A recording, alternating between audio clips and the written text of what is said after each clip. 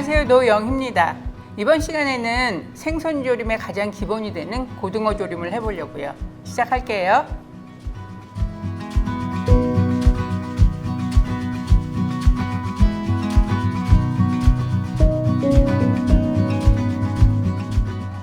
보통 고등어 조림을 할 때는 고등어를 토막 내서 조리게 되는데요. 저는 세장 포뜨기를 해왔어요. 세장 포뜨기를 해오고 나면 집에서 할 일은 뭐냐 하면 요 가운데 보면은 가시가 있어요. 고등어 살은 무르기 때문에 핀셋 같은 걸 뽑아내면 잘 뽑아져요. 그래서 이렇게 생선 가시를 빼주세요. 이렇게 손으로 만져보면 가시가 만져지거든요. 그 부분을 빼내시면 돼요. 그래서 어느 생선은 살이 단단해서 안 빠지는 생선들이 있기도 한데 이거는 고등어는 살이 물러서 집에서도 충분히 하실 수 있어요. 그냥 잡아당기시면 안 되고 손으로 가시 주변을 눌러주고 빼내셔야지 잘 빠져요. 그냥 당기면 살까지 같이 잘못하면 뜯겨 나오거든요.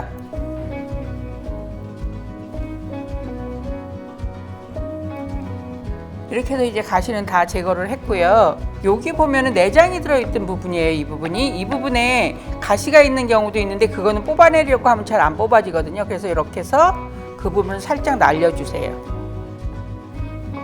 이 꼬리 부분에도 별 게 없기 때문에 조금 잘라주세요. 그리고 반 토막 낼 거예요. 그리고 살도 단단하게 만들고 간도 배게 하기 위해서 소금을 뿌릴 거예요. 먼저 보통 우리가 생각하는 밑간보다는 조금 더 해주셔도 돼요. 이렇게 이제 소금을 뿌리게 되면 간도 배지만 살이 단단해져서 생선 조림할 때 부서지는 거를 막을 수 있거든요. 나는 비린내도 제거하고 싶어요. 그럼 물론 일단 이제 나중에 청주로 비린내를 제거할 거지만 살을 단단하게 하기 위해서 식초를 몇 방울 같이 섞어서 할 수도 있어요. 그래서 이제 이렇게 뿌려서 제일 좋은 거는 하루 정도 냉장고에 넣어서 간을 충분하게 들이는 거예요. 그런 다음에 이거를 구워 드셔도 되고 조림을 해 드셔도 돼요. 이렇게 저는 이제 고등어에다가 밑 소금 뿌려 가지고 냉장고에 저는 미리 하룻밤 넣어 놨어요. 그리고 이제 밑양념을 할게요. 참기름하고 청주하고 섞여 있고요. 생강 슬라이스한 거 이렇게 얹어서 채소 손질하는 동안 한 10분, 20분 정도 이렇게 놔주세요. 생선 조림하는데 맹물 부으셔도 괜찮지만 저는 다시마 물을 부을 거라서 다시마 한 장에다가 물을 부어 놓을 거예요. 굳이 국물을 내지 않으셔도 돼요. 그 다음에 이제 들어갈 채소를 손질할 건데요. 생선 조림에 들어가는 무하고 양파는 물론이고 저는 오늘 고사리가 있어서 고사리를 넣을 거예요. 근데 고사리가 없을 경우에는 무청 같은 걸 넣으셔도 되고 아니면 이제 고구마 줄기가 한창 나오기 시작할 거거든요. 그 고구마 줄기를 깔고 생선을 조리셔도 돼요. 무는 토막 내 가지고 돌려 깎아서 모서리가 부서지는 걸 막을 거예요. 그래서 무는 이렇게 돌려 깎아 주세요.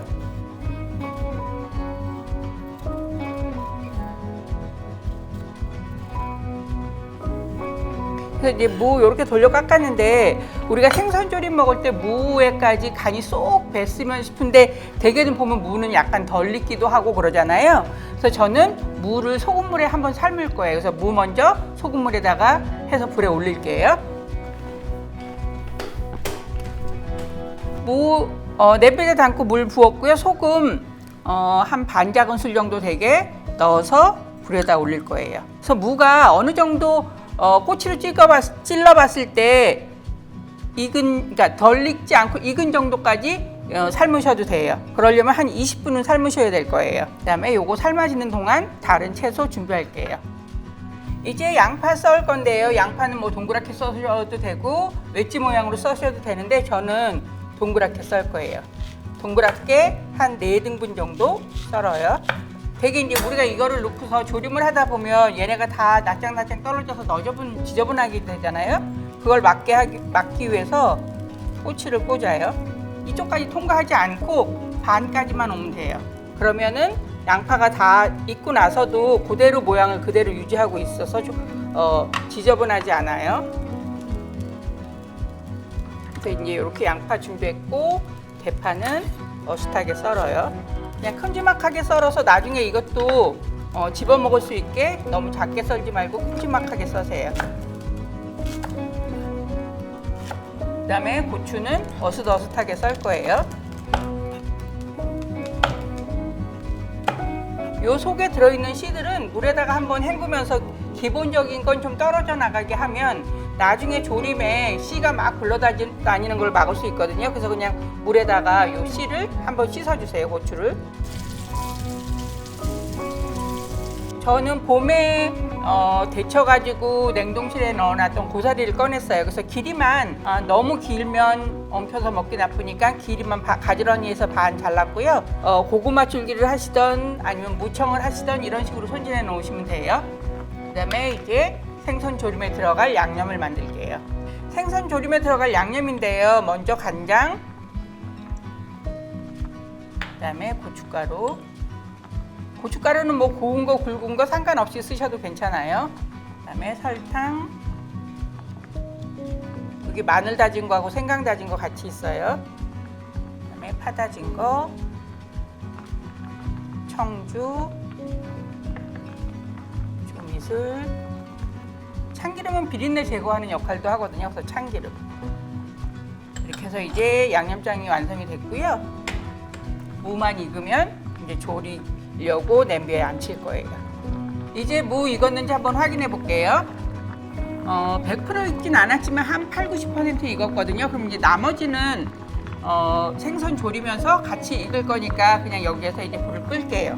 그리고 냄비에다가 이제 조림할 거를 앉힐 거예요. 냄비 바닥에 먼저 무하고 양파를 깔아줄 거예요. 이런 조림을 할 때는 바닥이 좁은 그릇보다는 바닥이 넓어서 이렇게 펴지면서 들어갈 수 있는 그런 게 좋고요. 그런 냄비가 없을 경우에는 후라이팬에다 하셔도 괜찮아요. 이렇게 넣어주세요. 그다음에 이제 이 위에 밑양념 해놨던 고등어를 얹어주세요.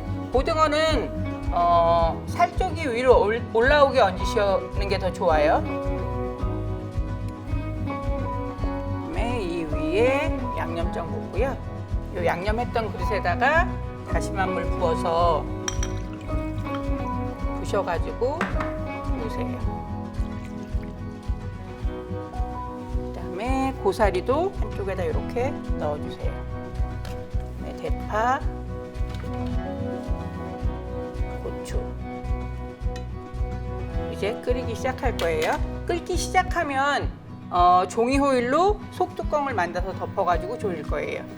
물을 너무 많이 붓게 되면 조리는 시간이 너무 오래 걸리기 때문에 물은 너무 많이 넣지 마세요. 속뚜껑을 덮게 되면 밑에 있는 물이 끓어오르거든요. 그래서 이 정도 부으시는 게 좋아요. 이제 끓여요. 이제 생선 조림이 보글보글 끓기 시작했는데요. 종이 호일에 가위밥을 넣어서 위에 덮어줄 거예요. 뚜껑이 덮여 있으면 끓어 넘치려고 하는 성질 때문에 위로 국물이 올라오거든요. 그래서 국물을 일일이 끼얹지 않아도 위에까지 자연스럽게 국물이 간이 배게 돼요. 재료에 착 닿게 덮어주세요. 그래서 국물이 약간 남아서 그릇에 담고 위에 끼얹을 수 있을 정도로 국물이 남게 졸여주시면 돼요. 이제 너무 센 불에서 줄이시지 말고 센 불과 중간 불에 중간 정도에서 졸여주시면 돼요. 간혹가다 이렇게 냄비는 한 번씩 흔들어 주시면 좋아요. 바닥이 누른 걸 방지하기 위해서요. 이제 고등어 다 익은 것 같거든요. 한번 확인할게요. 지금 위에까지 양념이 잘 올라와서 간이 잘 밴 것 같아요. 이제 그릇에 담아 볼 텐데요. 저는 오늘 약간 1인씩 담아낼 거라서 약간 오목한 합을, 깊이가 조금 있는 합을 준비를 했고요.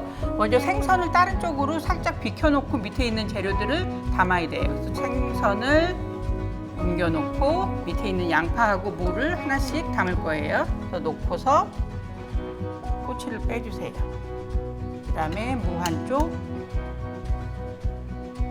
그다음에 파하고 고추하고는 색깔이 예쁘지는 않기 때문에 이거는 그냥 밑에다가 넣어주셔도 돼요. 그리고 위에다가 생선 한 토막. 고사리가 없거나 고구마 줄기가 없어서 이걸 못해 먹진 않아요. 그냥 고사리의 양만큼 다른 재료들을 늘리시면 이 양념 그대로 해 드실 수 있거든요. 그래서 고사리 이렇게 얹고 이제 국물 끼얹을 거예요. 위가 약간 촉촉하게 젖어 있는 느낌이 있어야 먹음직스럽기 때문에 이렇게 하고, 제가 졸여지는 동안에 이건 실파인데 이건 뭐 계절에 따라서 실파일 수도 있고 쪽파일 수도 있어요. 이거를 데쳐가지고 미나 파 강회하듯이 돌돌 말아놓은 거예요. 이거를 고명처럼 1개나 2개 정도 얹어주세요. 고등어 조림이 완성됐어요.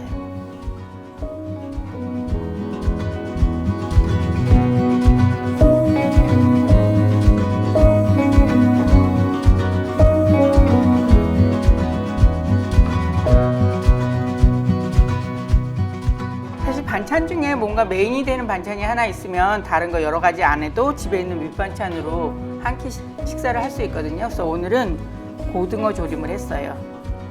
먹어볼까요? 좋습니다. 밑에 있는 국물에다가 생선을 적셔서 드시면 더 맛있어요. 국물이 너무 맛있어요. 생선 조림할 때 제일 어려운 거는 같이 들어가는 무의 간이 정말 잘 배는 거 하고 생선살이 부서지지 않는 거 하고 그게 어렵거든요. 그래서 생선은 미리 소금 뿌려 놓으면 생선살이 좀 단단해져서 부서지는 거 막을 수 있고요. 무가 먼저 따로 익혔는데도 그 국물이 싹 머금고 있는 것 같아요. 너무 맛있는데. 그러니까 소금을 넣고 무를 삶았기 때문에 무의 기본 간이 되어 있는 거예요. 네. 먹으면서 입속에서 가시 안 곤란해서 편해요. 너무 좋아요. 이게 그냥 아무 걱정 없이 덩어리 때 그냥 크게 먹으니까 지저분해지지도 않고 네. 너무 좋은 것 같아요. 생선 같은 거 졸일 때 김치, 신김치 같은 거 물에 한번 헹궈가지고 넣거나 열무김치 같은 거 푹 익은 거 그것도 밑에다 깔고 졸이면 맛있어요. 집에서 따라서 해먹기 진짜 좋을 것 같아요. 네. 사실 저도 집에서 고등어 구이 같은 것도 좋아하는데 잘 안 해먹게 되거든요. 냄새도 그렇고. 냄새가 심해서. 예, 잘 안 빠지잖아요. 네. 근데 이런 거는 냄새도 지금 먹는 데도 안 나고 아까 조리하시는데도 냄새도 하나도 안 나서 해먹기 진짜 좋을 것 같아요. 아, 진짜 개눈 감추듯이 싶네. 개눈 감추듯이. 고등어 맛있어. 고등어만 먹어도 반찬이 맞아. 많이 남았네. 잘 먹었습니다.